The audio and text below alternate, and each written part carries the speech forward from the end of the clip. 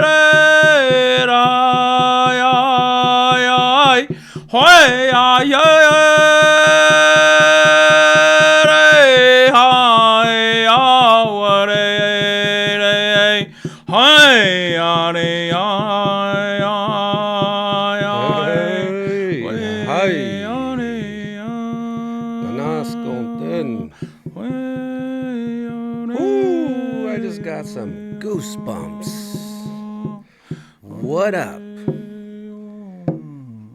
Guess who's back in the house? It's your favorite uncle, Rich Unk, and we're here with a very special guest. We got back-to-back Jacks.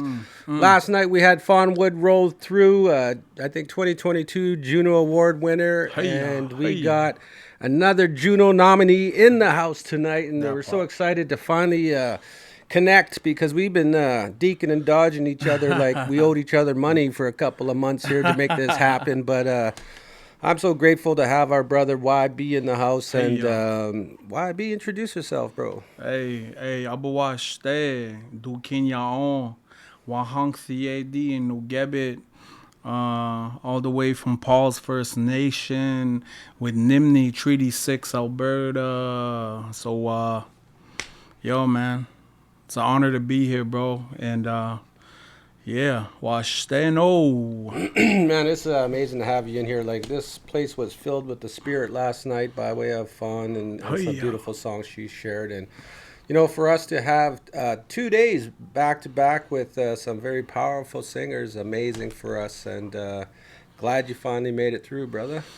Yeah, brother. It's been a journey, you know, these months, bro. You know, it's been a test to my life, you know, so just going back to back with ceremony, back to back into this life, and, you know, just trying to balance both, you know, and try to walk in both worlds.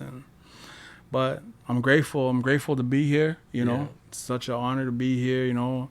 A lot of good Indigenous people pull through, you know, and happy to be part of that, you know. Yeah, man, you know, at any given moment today, if you feel like you can't hold back and the song is wanting to come out, feel free to just take it away, you know, like, you know, we're going to have a digital ceremony. That's how we're going to do it. We're going to bring the old into the new. That's what we're doing here. That's how we're doing it, you know, and, you know, that song just literally was putting me into a prayer mode, like I had to shake it off. That's the Nakoda prayer song. So how that song, you know, when it came to me, man, I was in like in a really bad place in my life, you know. I was in a heavy addiction with alcohol, and, you know, I used to just hear that song just humming in my head, and one day, you know, when I got sober, you know, I continued to keep singing it. And then I went into the studio, and then after that, I just brought it to life, and you know, it helps a lot of people in that journey, you know. So it's kind of like just that recovery song, and it just puts people there in that moment. And that's the best thing I can come up. The name for it was the Nakoda prayer song. So Wow. Well, it's definitely a gift and a prayer. And you know, when we met up, like for those that don't know, we're in the heart of hurt and sorrow. You know, we're surrounded by people out here that need a lot of healing and the love, and our people are down here. And back in the day, I started a drum group called Pigeon Park. okay, And you know, we sweat with our drum, and the goal was that every time we set up at a powwow, we're singing prayers for the people here down here, because a lot of our families are down here and afflicted by addiction, and you know, it seems to be a common theme. And here, you know, it seems like a lot of the people that have come through and sat in that chair talk about addiction and the struggle with that, and are on a new path.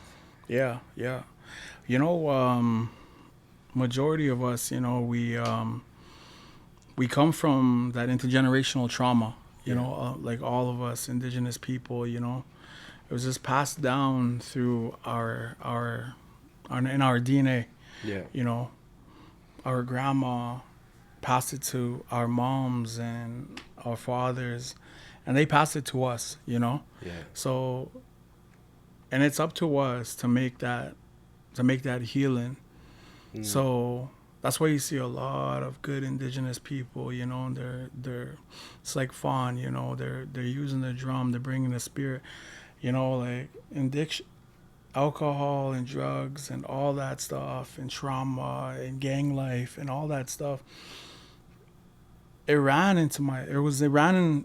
in my family until it ran into me. Yeah. And then that was it. And I was going to hold all that. And I was just going to hold on to it for my kids. So allow them to grow peacefully, you know, and bring them into this beautiful world at Chante Luta, the Red Road. You know, in a couple of days here, we're going to be dancing in front of the tree. And I'm going to be out there with my son for the first time. You know, we're going to both be hooked up to the tree together. You know, it's going to be a powerful thing, you know. See my sons out there, and you know, I'm just proud of them. We just got off the mountain too, so we were up there, you know, and I sat up there with my two sons, and you know, they make me very proud. You know, they stood up there for the 4 nights, 4 days, right? And you know, I'm just grateful. I'm just grateful for me showing them, well, being guided by ancestors, and you know, just pulling them, come on, let's go. Sure enough, they stuck it right out, man, you know. And I was just super proud, because me at that age, man, I was walking in YO, you know, Young Offender Center, and just thought I was cool all over the north side Edmonton and whatnot, you know. So, man, to see my boys do that, man, it's just like, you know, I stopped that. I stopped that intergenerational trauma, and I just allowed them to become that new generation, that strong generation, that 7 generation, you know? Yeah, bro. Well, you know, that's similar to Young Elder, her sentiment too. Shout out to Young Elder. Her sentiment is similar, that she's going to raise her daughter with the language and the culture and stuff, and she's stopping that cycle in her family. And similar in my my life, raising my sons around culture and community, and breaking that cycle. It's tough, you know? It is, bro, because we go through that battle. You know, as parents, you know, am I doing the right thing? Am I doing this? And all that anger and all that frustration comes, you know. But we just have to be, you know, we have to know that it's gonna be okay for our young ones. And hey, you know what, man? This weekend's Father's Day, so it's fitting that we talk about this, because you know, my son and I, my oldest son and I, he's just moving out. He's starting to, you know, like I trained him, in my mind, I trained him to be an eagle, to just soar out of the nest. You know? Watch that. I just, in my mind, I watched him just flap and nosedive. And But the thing is I know that, you know, he grew up around the sweat and around ceremony and stuff, and I know that it's there, you know. Yeah, But I can't just coddle him the whole time, so I have to let life start to learn Exactly. and teach him. Exactly. You know, his inkling is to go find his own tribe. Yeah. Yeah. And to me, I'm like, you know, you were raised with two parents. You've had everything you wanted, everything you needed. We provided for you, but you know, he still seeks out, you know, his homies that are from the hood, just you know, native kids, right? Yeah. Yeah. And unfortunately, for a lot of us, or them and myself, they didn't have a father in their life.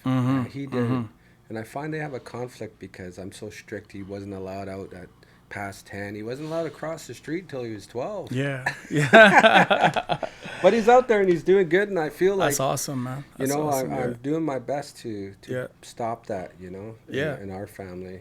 For sure, bro. Like, you know what? We have the similar sons right now. Yeah. Because my one son, you know, he loves the red road, you know, and he's always there in ceremony with us. Yeah. And my other one is like, how you're explaining your son, you know, he's going out there. You know, I experimenting with all these and hanging out with kids that are in group home, and you know, and he's like just, you know, he's just acting out in that life, you know.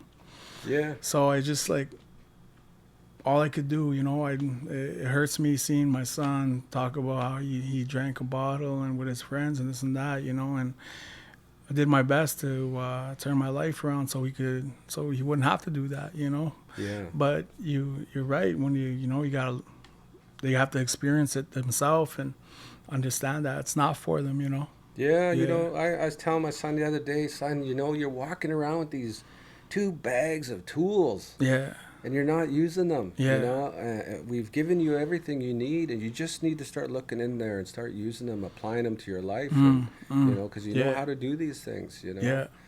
And, you know, I just want to send a shout out to all the fathers, you know, even the ones that are ashamed of things, their past and their life they may have lived, and they're scared to reach out to their children. You know, reach out to them. You know, there's a bond that can't be broken there, and there's Yeah. healing that needs to happen. And shout out to all the fathers out there, and we love and respect you guys, man, and help continue to hope. break that cycle. And Yeah, make that bond, you know. Right. For me, man, I had to face a lot of demons, you know, for myself, Yeah. just to be around my sons, you know, because I grew up in the north side Edmonton, bro. You know, I grew up in foster care, group homes, Yeah. you know, juvenile hall, straight to provincial, to the feds, you know. Yeah.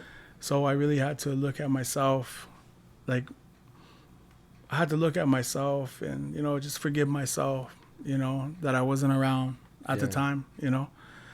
But, you know, I started coming back in my kids' life, you know, when they were like 8 or 9. You know, Yeah. my 2 sons, I started coming back in their life. And this is all after, like, I worked on myself, you know. Yeah. I did the treatment, I did therapy, and, you know, just talking to that little person inside of me, you know. And just letting my kids know that, like, you know,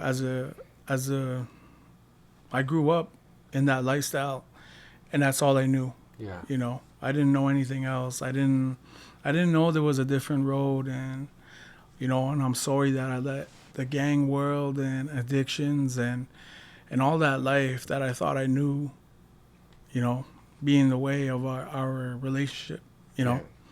So yeah, that took a long time, but now I'm like, you know, just putting in that little bit of effort and facing those you know, just facing those problems head on, man. And it's a beautiful relationship now, me and my kids, you know. Yeah. And I'm grateful for them, man. I get to watch them, and I look at them and I see young me, and I see them in ceremony now, and it's just a beautiful thing, you know. Right. You know, I my first child was my oldest, my daughter, and I was a young man. You know, Yeah. I didn't know anything about raising children, but I wanted to, but we had to part ways because things weren't healthy, and you know, but before then, I had a welcoming ceremony for my daughter, Yeah. and we had a few pipe carriers coming with a ceremony, and I passed my daughter around the circle of my family, and everybody got to introduce themselves to her. Beautiful. And she received a name which was Wapindijo Benesikwe, which was from one of my favorite people in the world, the late Joe Manitopius. And, Nice. He told me he was on the way to the sweat lodge, and he seen this little hummingbird, or a little bird was just at this little birdhouse and was looking in a mirror, and he just seen it, and he didn't know why. And then that day I passed him tobacco and asked him if he'd help name my daughter. And but my daughter, we didn't have very much of a relationship for the first 14 years. And when she was 14, I knew she was legally and probably emotionally ready for me to reach out for her. And when I did that, it was crazy. And an hour later, she was at my door. Wow. She just happened to be in Vancouver. She Yo, told I'm me, here. Yeah. She told me, Dad, I always imagined when I met you, I was just going to punch you in the face. Right? Yeah. And, I get it, but she didn't. And I think it's because the culture, I prayed with those pipes for her and to guide her and protect her the best we can. And same with my boys. Yeah. So I have to just trust the Creator, and the people are there watching over them. And that's the thing that my uncle J.R. Fox has been teaching me, is that when we offer the prayer, we shouldn't get in the way of our prayer, just let the prayer work. So we pray for all these good things, but then after that we start worrying about how is it doing, why is it not happening. So now you're just getting in the way, just allowing that prayer to go out there and do its thing. And and that's what you did, and it worked. It was a beautiful thing. Yeah, that's how I feel about this Dopest Natives Alive. We're just talking about it. I'm getting in my own way because every month I want to shut this down. I'm just like, I could use this money for elsewhere, and I can just sell all my stuff. But you have to let it, because one thing, and similar that I learned was that when you pray and you're always asking for things, but you never take the time to listen. And if you do sit with yourself those 4 days or whatever, you'll start to hear those answers to the prayers that you've been asking all this time. Yeah. You only have to pray once, I was told about it. Yeah. You don't need to keep praying for the same things all the time. Right? It's like God's doing something right now. I see it, and I'll get to it. We're an answer of a prayer ourselves. For sure. Sitting here right now, where somebody's prayers were answered. Somebody prayed for you that you'd find this way, right? Yeah, I was saying that to my bro, because me and him, we shout out to Robbie Daniels out in Calgary. We were both sitting in detox, bro. We're both sitting in detox. He was going through his thing, and I was just sitting there shaking, going through my thing.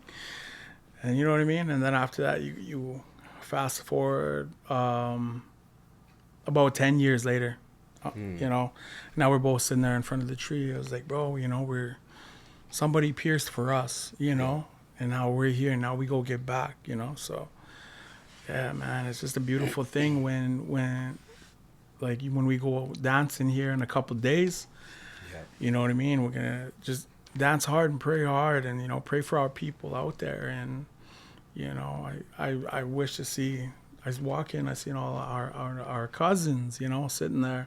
Man, I wish y'all could come Sundance with us, man. You know what I mean? Just put that stuff down, come into the sweat, man. It's beautiful things in there,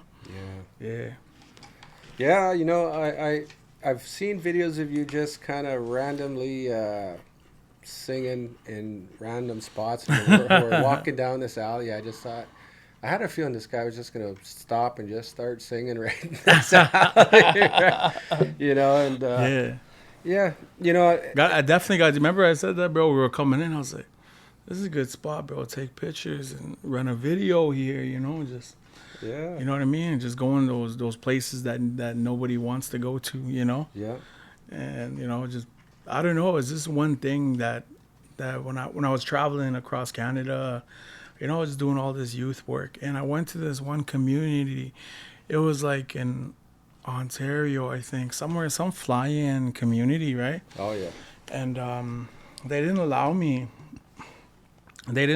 to sing there. Yeah. And Yeah, man, they didn't allow me.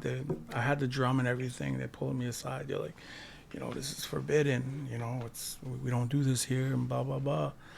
And elders were all there, and all these little kids, were talking, and they were all sitting there in front of me, and they're like, "Can you play your drum?" And I was like looking, and all the people all the adults and elders were looking at me, and I was like, "No, I can't play today." But I was like, where you can find me though, you can find me on YouTube, you can find me on TikTok, and you'll get to hear the drum, you get to hear those songs. And they right away after everything was done, they were sitting there listening. They're like, "Hey, this is you right here." I was like, "Yeah, it's me." I was like, "You know what? I'll continue to keep sharing. Everywhere I go, you'll hear." And I'll continue to keep sharing that because, we get to go to Sweat, we get to go do Sundance, we get to go do UWEEP, we get to go do all that stuff. There's communities that are far away. You fly in, they don't have no culture. Yeah. They don't have none of that. So if I could just share something for them, give them some of that little somewhat of connection, something that I never ever got, Yeah. So if I give that to them, just give them some kind of hope and let them know that, there's the other way, and this is that other way, Yeah. So Yeah. watch there, There's some funny things that happen in ceremony too. Like I remember a bunch of us were receiving names from Melvin Graybear, late Melvin Graybear, and UEP ceremony. Yeah, yeah. And I remember it came down to the last. You can hear him under his blanket. He's asking his helpers, "How many left?" And he's like, you can hear everybody talking. He's like, "Oh, there's 3 left." And he's like, "Okay." He's like, "All right, the grandfather said the last 3 name is Larry, Curly, and Mo." Right? There's lots of fun humor and you just unexpected times in ceremony. Yeah, most definitely, and they show us that. That's a teaching, That's a teaching of don't take life serious, Right. Don't just enjoy yourself, calm down, relax, and you know what I mean. Don't worry about stuff like that. It's okay to laugh. That reminds me of 2 elders after a Sweat, Frank LaRose and Joe Manitopius, and they're going back and forth. "Oh, just quit trying to be Jesus, boy." "Oh, that's you." Yeah. This other time we were Frank Pichet or was it? I think it was. I think it is. We're doing another. What's his name? But we're doing another UEP, and we're sitting at the drum, and he's like, "Okay, untying song." Untying song. Nobody can remember the song. Yeah. And so we started to sing a different song, and we sang the whole song, and you can hear him under his blanket, "Good song, bros, good song, but I need the untying song." He's still tied up in there. And, you could hear him muffle start singing it. And "Oh, yeah, okay." Yeah, when we're that one time, we're in ceremony, and like, this grandpa wants to come in, sing a song. Well, we started singing a different song, and they're like, "Oh, Grandpa says it's a beautiful song, but it's not the song. But they'll come back next ceremony when you guys get the song right." So I was like, "Oh man, that would have been dope for him to come in." That's funny. But it's just those little things, it's just in ceremony that you get to see and to be part of, just humor and just living, It's a really beautiful life, and to find your place in a circle like that, it gives you that sense of belonging and stuff you look for in gangs and in the streets. You have a role, a responsibility, and work your way up the ranks and become a Sundance chief someday, or even like we're at another ceremony and the pipe was out and everybody went inside to eat, and I was sitting there with the elder, and he just looked at me. He says, "Hey, watch my pipe for me." And I was like, "Yeah, okay." And he got up and he went inside, and I just sat there forever with his pipe. I was just hungry, and I was getting really bored, and I couldn't, you lose focus. And you're just like, "The heck is this guy?" And it kind of, I won't say I was mad about it, but I was kind of, Yeah. And somebody told me, he could have asked anybody to watch his pipe, but he asked you. Right. And I never thought about it that way. It was just crazy. You just learn these little things, try to get salty, and they just Could have asked anybody, but he asked you. Yeah, that's a really huge honor too, to sit there with a beautiful chanupa pipe, you know, Right. sit there and talk with it, and it's beautiful, you know. Yeah. Those little moments, you know. And yeah, what you said there about you know, like our Sundance family, you know, we have that sense of that love, that connection, and you know, just being happy around each other and suffering with each other, praying with each other. You know, that's all we looked for growing up, you know. That's all we wanted to grow. When we were growing up, we were lost and we were misguided. You know, I seen somebody's post the other day about, hey, it throws me off when you see older adults that are throwing up gang signs. And you know, I was like reading it, and I just like, you know, I wanted to comment, but it's like, you know, I'll leave it. But you know, I really wanted to say, you know, there's a lot of brothers and sisters I know that are just misguided. You know, a lot of us were misguided, you know, and I know a lot of brothers and sisters that are still out there in the struggle, still in that lifestyle. Some are scared to leave, some don't know, man. Like me, when I made that first, you know, transition into this beautiful world, into the Chante Luta, the Red Road, it was scary. I didn't know what I was doing. I didn't know where I was going. All I knew was that the drum was taking me somewhere, you know. Yeah. And we just finished up ceremony a couple days ago, and the grandpas came in there, you know, and that's what our, you know, a lot of communities, there's a lot of young people passing, and there's a lot of, you know, a lot of drama, you know. So they just said, you know, the fighting has to stop, and they have to bring the drum. They have to bring those songs to our people, you know, to those young people. Yeah. And they need that. They need to hear that in their head, and they will find that way, you know, because those songs will pull you, right? Yeah. Just like how it pulled me, like when I was sitting in an institution, bro, I was just like elder coming in, smudging and singing. And I don't even know what the words were, but it sounded beautiful, and I wanted to keep doing that, you know. And then after that, I started seeing Idol No More on TV. Yeah. And I was just like, yo, what is this? You know what I mean? And I was like, this is what I want to do, you know? Yeah. I was like, yo, boys, we should be here. And I was just Idol No More in it up in the in the pen, you know, all by myself, pumped up, watching TV, you know. Yeah. Homies are like, oh, come on, bro, don't mind all that Indian stuff, you know. I'm just like, but I want to be that Indian stuff, you know. Yeah. So when I got out, I continued to keep doing that, bro. You know what I mean? I got out to Calgary. I just started singing everywhere. Rallies everywhere. And then I came out to Vancouver and did the same thing, you know. Yeah. Always, bro, everywhere I went, man, with the drums, sing, offer my voice anywhere I could. Yeah. You know what I mean? Many years, man, since 2018, bro, I've just been going everywhere, singing everywhere, man, offering my voice. You know, it's just because I just felt like this is what I need to do. This is what I need to do to get back, and just to be there with my people, you know, stand there with my people, you know? Yeah. You know, it's like vibrations. Like I had this Buddhist nun teaching me about mantras, you know, like these things they say, like Mani Padme. And you repeat this over and over. And the way she explained was energies, like they got these vibrations. And the more that you say these mantras, the more they smooth out. And you got many mantras for different things you're going through. And you just say them and you just keep repeating them, and they'll level out your energy. Smooth, like sanding it smooth, eh? Yeah. And it's like the songs, you know, like you just keep singing those songs and keep smoothing out your vibrations, healing. You know? Yeah, like for me, bro, when I learned, you know, I was like, the universe, it wants to give you everything, you know, push all that time away, push yesterday, the future, and just be in the present and just live and want those things, you know, that law of attraction, you know, pull it to you, you know, and just all that, bro. Like when you talk about, you know, they don't teach us that, but we live in a frequency world, that vibrations, you know. Yeah. You know, vibrations, Treaty 6 repping the nations, battling colonizations. There we go. We got bars coming, you know.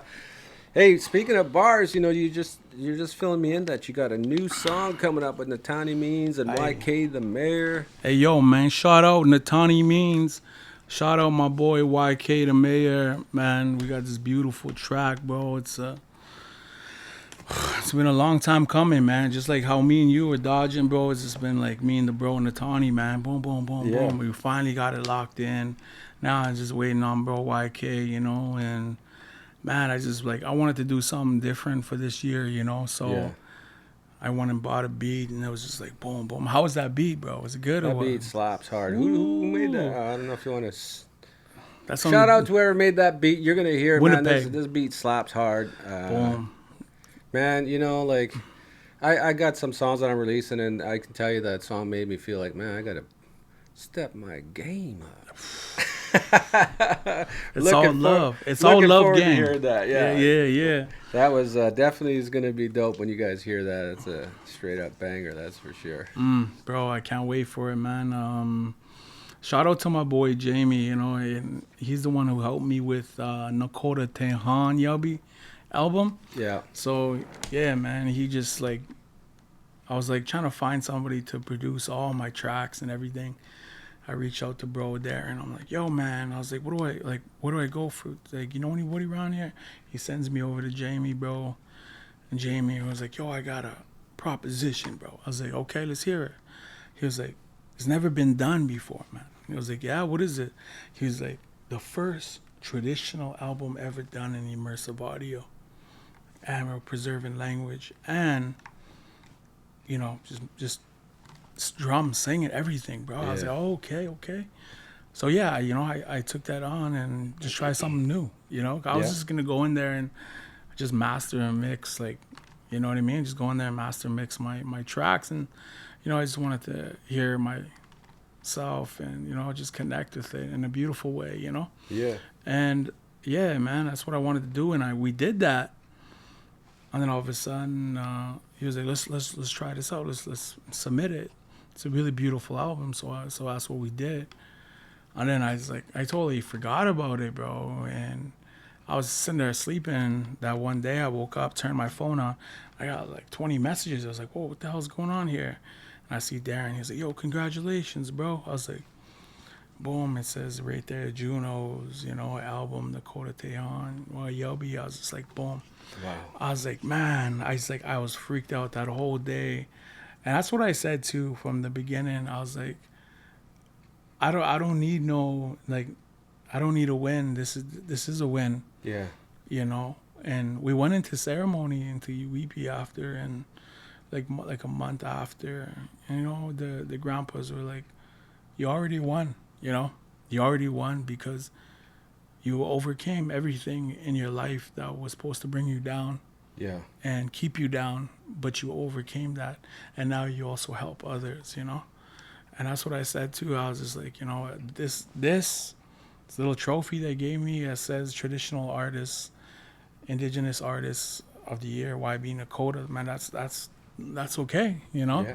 I mean, I'm hearing myself on a national stage, you know what I mean? Just sitting there next to Sean Desmond, you know what I mean? I was like, damn, bro. I was like, yeah, this is cool, man. This is cool, bro. And and then I was okay with it all the way, man. And I was just happy to be there because 10 years ago I was sitting in a penitentiary cell, and now I'm sitting here singing on a national stage. While I'm singing my songs, I sing my uncle J.R. Fox song, and the whole people gave me a standing ovation. Man, that was beautiful, bro. We lit it up for the JUNOs, man, and it was an honor. Shout out to everybody, Amanda, that have been helping me on that, and shout out to everybody that's been supporting me on this journey, walking with me, man. It's been a hell of a go, that's for sure. You know what I mean? Shout out to everybody on this wall here, man. Yeah, I don't know if there is a lot of people out there that can understand the feeling of laying on your rack in the pen with no hope and no future, just not knowing what's gonna happen and feeling unworthy, these people think I'm worthless, you know, and I'm not capable of accomplishing anything, you know, and to go from that, people telling you like, don't worry about that Indian stuff, you know, to having the JUNOs giving you a standing ovation, you know, and in your life as a young boy, that's all you ever wanted was for people to recognize you and acknowledge you and stand up and give you you know, that recognition, you know, so that is an amazing. And yeah, like even when they even announced my name, like it was just like, want to give it up for the YB Nakoda gang prevention and cultural support worker, and you know, they just started dropping all this, boom, boom, boom, from Paul's First Nation. I was just like, Yeah. man, now that's an intro, you know what I mean? Yeah. So I was like, now I gotta drop it. You know, boom, boom.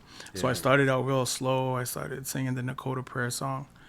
Yeah, and then I just boom, boom, hey, waka tuka. Show you, bro. I was like, hala waka tuka ya, tanka shila ya, tako waka gere, name chaitawo, oshia hawa yelo. Mato hakitaya chano bayo ha nawajielo shemalaya wane wachena metahuye ya zani pere haya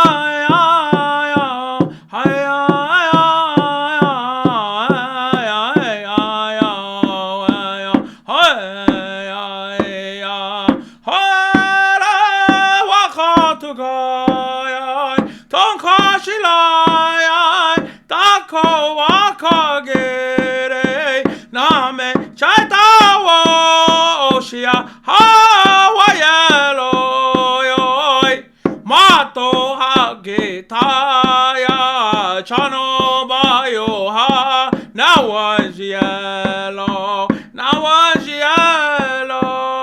shemalaya wane wachena metahuye ya zani pere haya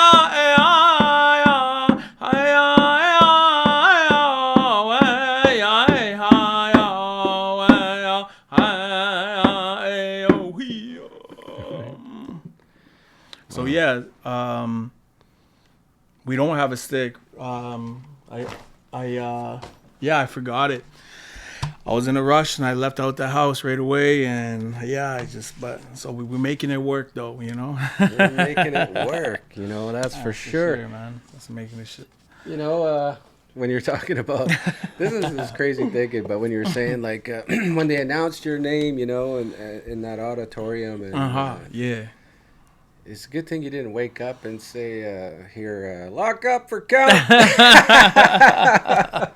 Right? Yeah. How many times did you have dreams of being free, and this time it was real for once? Man, you know what I mean? That was the worst dreams, bro. Like, when you're sitting on that bunk, bro, and then all of a sudden you're just like outside in the free world, and you wake up and you're still in that cage, you know, like, oh, shit, man.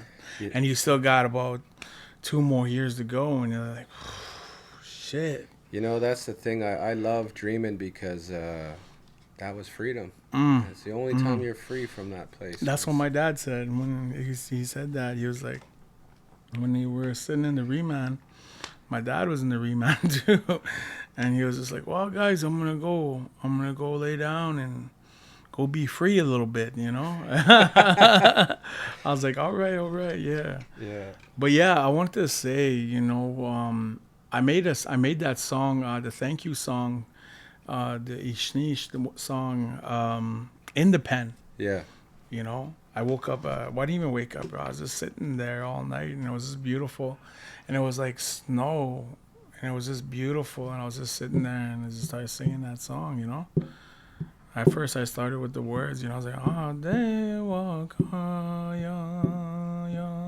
and then I just added on the little melody part onto that, you know. Yeah. And then 10 years later, here you are singing it on at the JUNOs. You know what I mean? I was like, wow, I made that song in the pen, and you know what I mean, singing it here, and it's just like wild, you know. So, you know, I had to, when you were singing that song, man, I was just staring off and thinking about my late brother, Terrence Machiskanik, you know, and he was a young man too that had a tough life, struggled, and ended up in the system and residential school, all of those things, and been in the same places. You know, you've probably been in the same places that he's been, and he came out here and he introduced me to Joey and all the Stress Street guys, and made that connection. You know, and he passed away, and you know, I brought him into the youth work field and stuff years ago. Nice, yeah. You know, because I knew, like myself, I knew there was good in him, and he had lots to offer, and he just had to discover it for himself. And you know, so just made me think about him. So if anybody, you know him, you know, respect to the late brother, and you know, I'm glad that you're here and you made it out of there. You know, and it's I was explaining that too the other day, that like a lot of us, we don't make it out. You know, we don't make it out of that lifestyle, and you know, it's just, it's a blessing and it's a prayer, you know. Yeah. And it's just sticking with that prayer, you know. I remember when I was done for it, you know. I was pretty much on my way to be out of this world, and I just pray to God, and please help me, get me out of this situation, and I will leave, and I'll do better. Yeah. And I did, you know, and I stuck through with that word, and you know, it's just, yeah, man, it's a hard life to leave, because it's scary, man. You're not going into the unknown. Yeah. And that's what it's like for all of us, you know. Speaking on us Indigenous people that grew up with no mom, no dad, and grew up in the streets, and that's our life. That's what we know. That's what we know is normal, you know. So going to do this other stuff, we're freaking out. I don't know if I could do that, you know? Yeah. But, like, our people need us to do that, because we are those people that need to do that, you know? So, you know, people like to look at people who live that lifestyle like, you know, we're just some dumb kids that made dumb choices. Oh, it's your fault, you know? But I look at it like that was a real lifestyle. People don't really understand. Like, when you get these veterans that come back from war and stuff, they suffer PTSD, and they have a hard time transitioning and changing their life, you know, and they can get lost in that transition. Yeah. You know, I still struggle with, you know, there's a bit of old me sometimes. People poke and prod around enough, they're going to find that guy, and it's like, let's just keep that guy over there, right? And, you know, because and I also feel like this is where my friends, like, you know, you got PTSD, bro, and it's like I got mannerisms, like my head's on the swivel. I'm always with it. Like, I'm cognizant of people's spacing and what they're saying, what they're really saying, you know. Oh, yeah, for sure. And I also know that at no time living the lifestyle that I live can I whip out an eagle feather and say, bro, man, I'm on the red road now, because they don't give a... No. It's on like Donkey Kong, and, you know, it's a tough thing, you know, because I really don't want to be in that headspace, you know. I don't like it anymore. Same with me. Right. You know, I got into a little argument with some people back home, and like I got to that point where I had to defend myself. This was many years ago. And I had to defend myself, and, you know, the situation turned in, you know, physical, and, you know, it's just like, at the end of it, I was shaking, you know, after, you know, we got physical. And I kind of just went to myself. I was like, oh, I'm good, you know. I go to myself, and I just started crying, because that's the energy I used to feed, you know. That's that spirit I used to feed, that one. And I used to love that feeling. Ooh, that adrenaline going through you, and you're just shaking, you're feeling good. and I just felt gross. I didn't want to feel that. I don't want to go back to that, you know. And I was just like, I don't want to do this. And I smudged and I prayed, and I was just like, I don't choose that lifestyle, you know. It's like I don't choose to be in that frequency, you know. Yeah. Choose to be up here, you know, and closer to our day, you know. So that's like, yeah, man. I go through that every day. Every day, bro, is that challenge, because that Nate Dogg will come out, you know what I mean? From Edmonton will come out, boom, boom, that mentality, you know. Yeah. So I could just fit in, like I go walk in and go to the streets, I'll be fitting in with y'all, you know. But Yeah. my mind's not there, my spirit's not there with y'all anymore. But I could fit in, you know. Yeah. Because this is where we at, you know. But Yeah. much love to all our people out there, man. You know, like it's a got to be very strong to be out there, you know. But Yeah. Well, I never grew up on the north side of Edmonton, but I'm from the north side of Edmonton. I don't know if I could claim that, but my dad his house was just I think it was 96 and 108. yeah, Something like it was right about 118th was this way, one whatever was that way, close to where the Eskimos play on that road there. that's 118. Yeah, that's 118 right there. You so know what I mean? My dad's house was there, and I used to go there every summer and kind of hang out in Edmonton with my family. Grew up a little bit in Millwoods. I remember Millwoods when I was a kid, but yeah, man, it's a can be a tough life, but I'm glad we're out of that mix, and Now we into the new mix. we're into the new mix. The new mix. That's So what's right. happening for what do you got going on? Anything happening for the Father's Day, for Indigenous Day? For Father's Day, bro, I'm gonna be out there praying for the people, for all the fathers, all the yeah. grandpas. I'll be all out there, bro. You know what I mean? That's right. Gonna be out there dancing hard, and yeah, man. So this is my last day out here in this world, and I gotta disconnect and go out there for 4 days in purification, and then Yeah. we go into that world. So you know, Yeah. it's gonna be good, bro. It's gonna be good. I'm looking forward to it. I waited all year, you know. Yeah. So it's gonna be good, man. A lot of beautiful things are gonna come out of this, you know. Yeah. Just 1 year, man. My sisters were all in addiction, you know, and I danced with them, you know. I prayed, and they're all in like addiction for over 10 years, and that's how powerful our ceremonies are, you know. Just that power, that one prayer of suffering, you know, and it gets answered, you know. And I'm proud, and to see all my sisters all sober now. Yeah. They came after, like, one after each other. And you know, my one sister, she just finished her first Sundance. She's been gone for over 10 plus years Wow. on fentanyl, you know. Yeah. And she just got sober a couple months, and she jumped in that lodge back home. And man, that's a power of a prayer right there. Yeah. That's beauty, man. You know what I mean? And just to be there for her kids, and you know what I mean, I'm happy for that, you know.